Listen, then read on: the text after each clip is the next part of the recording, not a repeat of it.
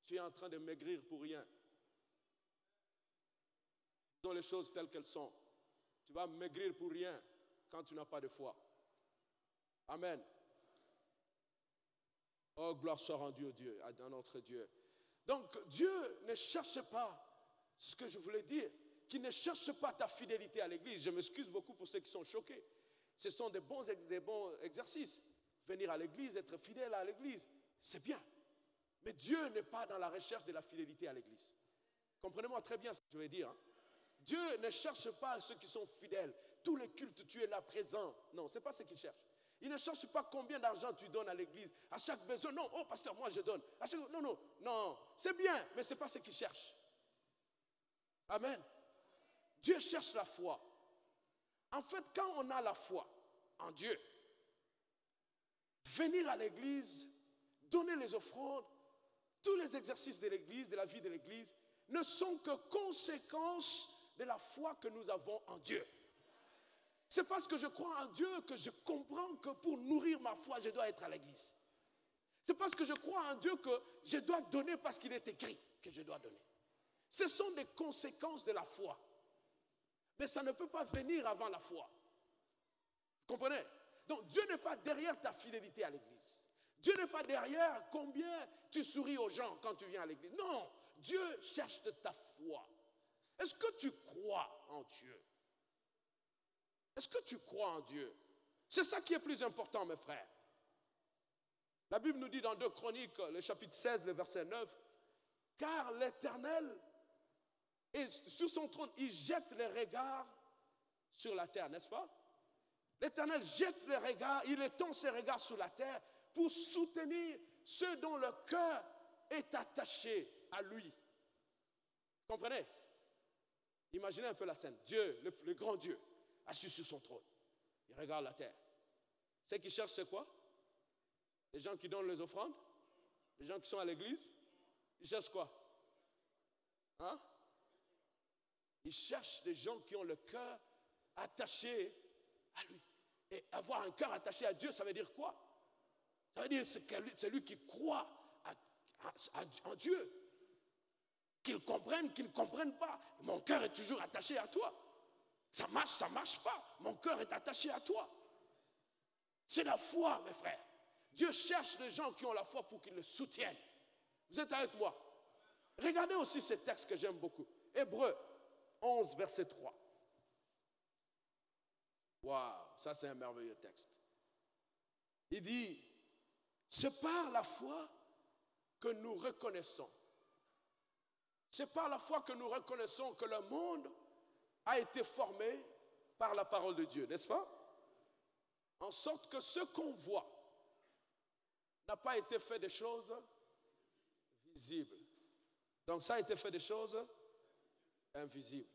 Donc ce qu'on voit, avant d'être visible, était fait des choses invisibles. Mais c'est ça même la définition de la foi. N'est-ce pas? Est-ce qu'il y a des architectes ici, ingénieurs? Ingénieurs, architectes? Vous comprenez ces choses peut-être mieux que certaines personnes. Parce que la pensée de la conception, c'est de voir la chose avant que la chose ne soit. Comprenez? Moi, je vois un bâtiment, je vois un pont, je vois un ouvrage, avant que cet ouvrage n'existe pour que pasteur Joseph le voie. Moi, je le vois et je le vois dans le moindre détail possible. Il dit qu'ici, ça sera comme ça, ça sera comme ça. Je peux me mettre à expliquer au pasteur Joseph. Il peut bouger la tête, mais il ne comprend rien. Moi, je vois. Vous comprenez? Vous comprenez, s'il vous plaît? Vous comprenez, non? Ça, c'est la foi. C'est-à-dire, quand Dieu t'a dit quelque chose et tu crois à cette chose-là, tu peux beau expliquer aux gens que voilà ce que je vois, ils ne vont pas comprendre. Ils ne vont pas comprendre. Ils ne comprendront pas. Voilà pourquoi c'est une affaire personnelle avec Dieu. Toi qui vois ça, pourquoi tu donnes ton oreille aux gens qui te disent oh, ça ne va pas marcher? Mais moi, je vois ça. Comment toi, tu me dis que ça ne va pas marcher? Vous comprenez, mes frères? C'est ça même la définition que Hébreu nous donne de la foi. C'est une ferme assurance des choses qu'on espère. Mais comme pasteur Joseph ne voit pas, je dois construire mon bâtiment pour que ça devienne une démonstration de ce qu'on ne voit pas. N'est-ce pas? C'est ça la foi, mes frères. Donc, quand ça atteint la deuxième partie de la définition, qui est la démonstration, ce n'est plus pour moi. Parce qu'au départ, moi, j'avais la ferme assurance de ces choses-là. Je voyais même quand toi, tu ne voyais pas. Mais pour te faire croire que Dieu est grand, mon Dieu que je sers, il est grand. Alors, démonstration pour que tu vois. C'est ça même la foi. Donc, la foi est la clé de toute chose. Quand Dieu te dit fais, fais-le. Même si tu ne comprends rien. Même si tu ne vois pas comment. Je vous ai dit ici l'année passée. Abraham, quitte ton pays et pars. Je pars où, Seigneur? Pars seulement. Les amis d'Abraham disent, Abros, tu vas où, Abros? Oh, je ne sais pas, Dieu m'a dit seulement pars. Tu pars là où tu ne sais pas et tu amènes ton neveu, mais toi tu es malade. Ça c'est la foi. Dieu a dit, j'exécute, je n'ai pas besoin de savoir comment, où ou quoi, j'exécute. C'est ça la foi. Mais pourquoi toi, tu veux toujours voir avant de croire? Quand tu vois avant de croire, ce n'est plus la foi. N'est-ce pas? Mais de par même la définition de la foi, n'est-ce pas? Une ferme assurance des choses qu'on espère, n'est-ce pas? Et si on voit ce qu'on espère, il n'y a plus d'espérance. Donc ce n'est plus la foi. La définition est caduque, n'est-ce pas? Donc la foi, c'est quand on ne comprend rien. Quand on ne voit rien. Mais on dit, Seigneur, je place ma confiance en toi. Je vais avec ce que tu as dit. Et là, Dieu est content. Et Dieu agit.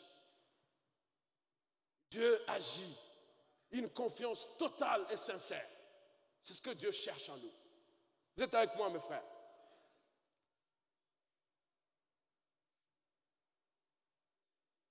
De façon répétitive, dans la Bible, nous pouvons voir plusieurs versets de la Bible qui nous parlent de comment Dieu cherche à ce que nous puissions croire.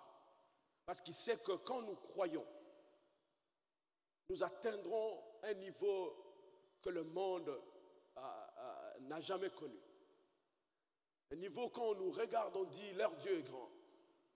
Nous faisons des dieux inventeurs parce que nous ne croyons pas. Tu doutes toi-même. Est-ce que Dieu te dit de faire? Il y a plusieurs ici, Dieu vous a dit de faire des choses et vous doutez. Il faut le faire, mes frères. Il faut le faire. Parce que tu penses que il faut des signes. Quels signes tu cherches? Vous savez, le centre même de la Bible, je dirais, c'est ce verset que tous nous connaissons, de Jean 3,16, n'est-ce pas? Dieu a tant aimé le monde qu'il a donné son Fils unique afin que quiconque donne beaucoup d'offrandes à l'Église soit sauvé, n'est-ce pas? Afin que quiconque fasse quoi? Quoi? Dieu a tant aimé le monde qu'il a donné son Fils unique. Le sacrifice de Christ à la croix, c'est pour que nous puissions croire. Donc vous comprenez quel est le degré, à quel degré Dieu place la foi dans notre vie. Au point de donner son Fils unique pour la foi. Il n'y a rien qui dépasse la foi. Si nous sommes là, c'est pour nourrir notre foi. Vous savez pourquoi nous venons à l'église? Vous savez pourquoi? C'est pour nourrir la foi. La vie chrétienne ne se vit pas ici. Elle se vit après ici. Ici, nous venons nourrir notre foi pour que nous puissions vivre la foi dehors. C'est simple, c'est ça la vie chrétienne. Il n'y a pas autre chose. Donc si tu viens pour que les frères te voient, tu es à la mauvaise porte. À la très mauvaise. Nous venons nourrir notre foi. Et ne compliquons pas la vie avec Dieu. Vous êtes avec moi? Maintenant, la question fondamentale, c'est celle de savoir qu'est-ce que ça veut dire la foi pour toi? Ou comment tu vis la foi? Ou quelle est la différence entre la foi et une simple motivation? Parce que dans la plupart des cas, les gens sont seulement motivés à faire quelque chose. Mais tu dis que c'est la foi. Oh frère, j'ai la foi. Quelle foi? Tu as la foi? Mais la même motivation que tu as dans une autre circonstance, tu tombes, tu trembles. La foi, c'est plus que la motivation. Vous êtes avec moi? Vous restez trop calme, église. Est-ce que vous comprenez ce que je suis en train de dire? Vous comprenez? Si vous comprenez ce qu'on peut acclamer Dieu, alléluia, alléluia.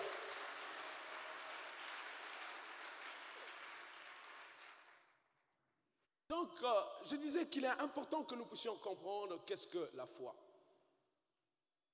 Quelle est la différence entre la foi et juste une motivation? Vous êtes avec moi? Comment la foi sévit? Qu'est-ce que nous devons faire? Parce que c'est là la clé de tout. C'est ça que Dieu recherche en nous. Et vous allez comprendre que, au-delà de la définition de la foi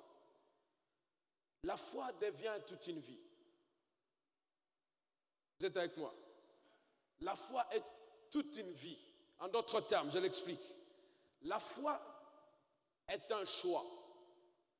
Le choix d'agir à chaque instant de notre vie conformément à ce que Dieu dit dans sa parole. Vous êtes avec moi? À chaque moment de votre vie, vous êtes exposé soit à agir selon la parole de Dieu, soit à ne pas agir selon la parole de Dieu. La foi, c'est quoi? C'est agir à tout moment selon ce que Dieu dit, même quand on ne voit pas, même quand les circonstances autour de nous sont contraires à ce que nous voulons voir. Tu laisses les enfants affamés, tu arrives au travail. Les billets de banque circulent, tout le monde est en train de prendre la corruption. Malgré la faim que tu as laissée à la maison, tu dis, je ne prends pas. Parce que Dieu a déjà dit que je ne peux pas être corrompu. Vous êtes avec moi? Donc, au prix de laisser mes enfants mourir de faim. Ça, c'est la foi. Vous comprenez? La foi, c'est d'agir selon la parole de Dieu, quelles que soient les circonstances. L'examen est très difficile et les papiers circulent, ça passe devant toi. Tu dis non, moi je suis chrétien, je ne triche pas. Ça, c'est la foi.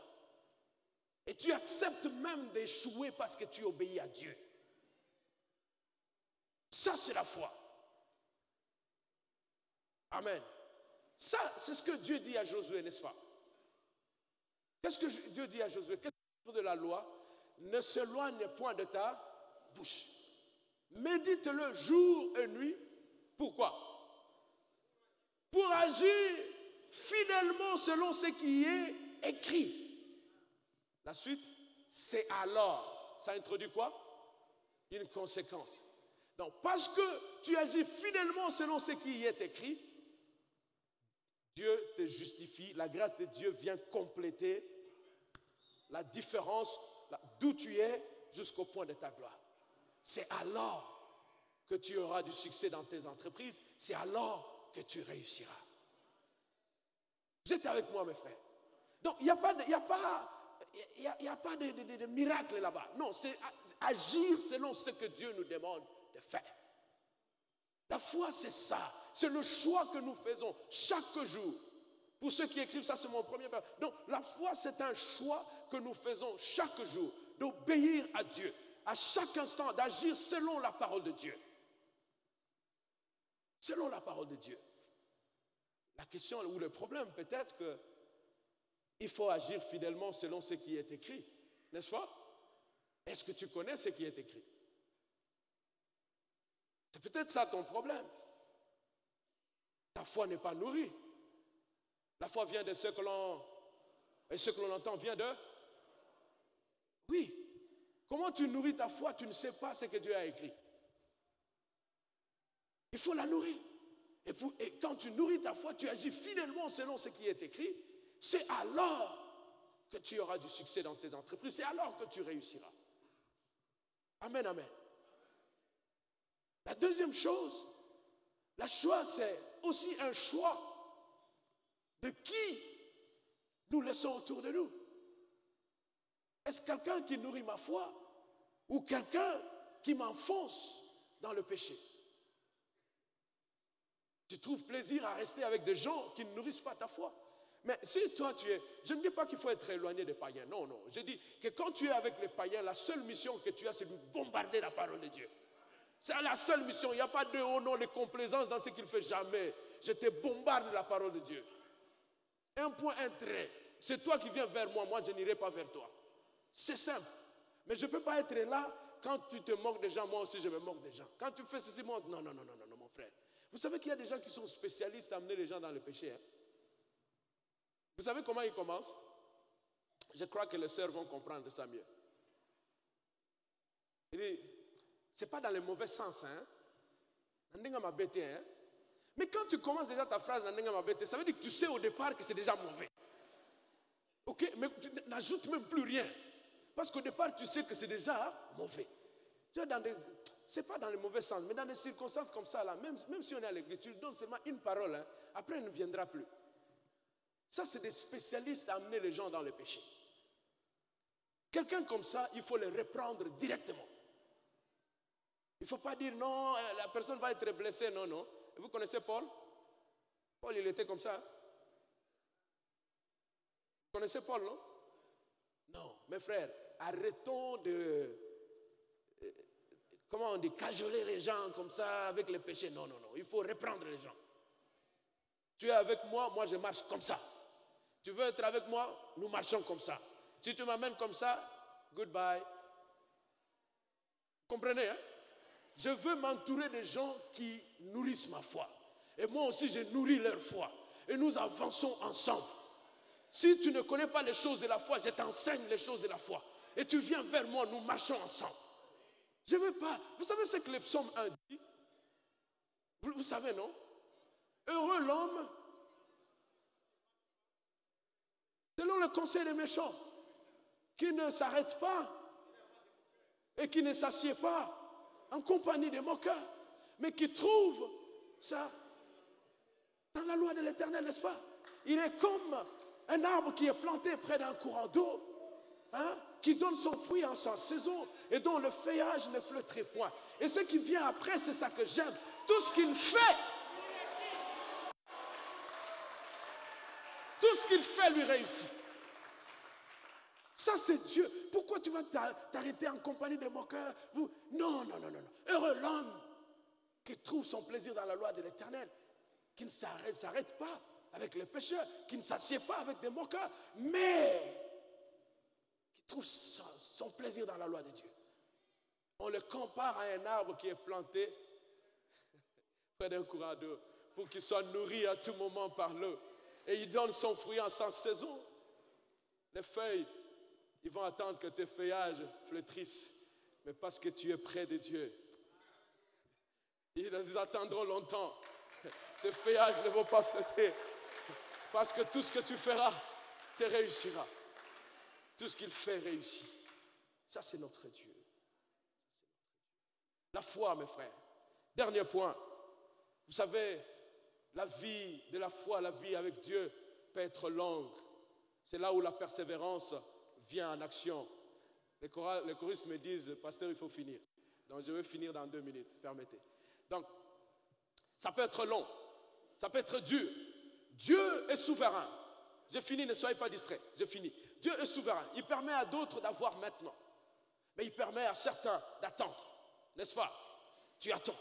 Mais moi, je suis dans la joie quand je dois attendre. Vous savez pourquoi? Si je veux un arbre grand, les racines doivent aller plus profond. Quand ça traîne, ce n'est pas un moment de murmure.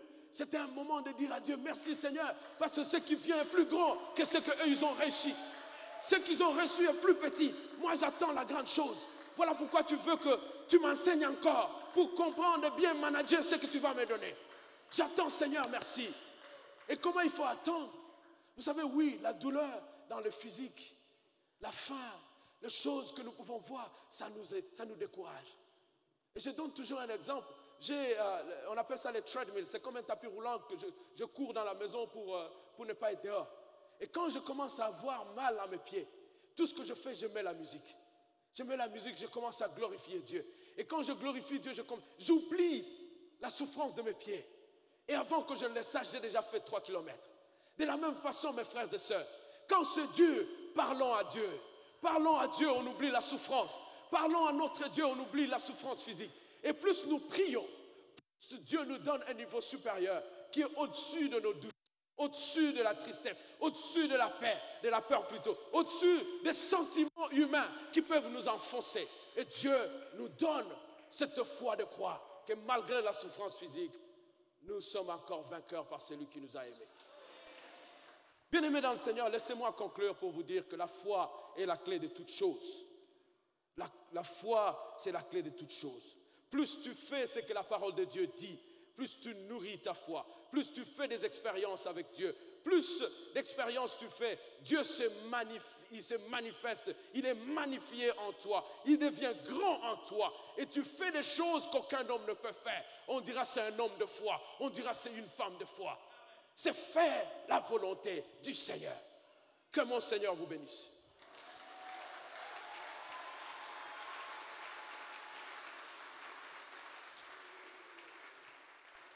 Alors voilà mon frère, je vais te demander une chose.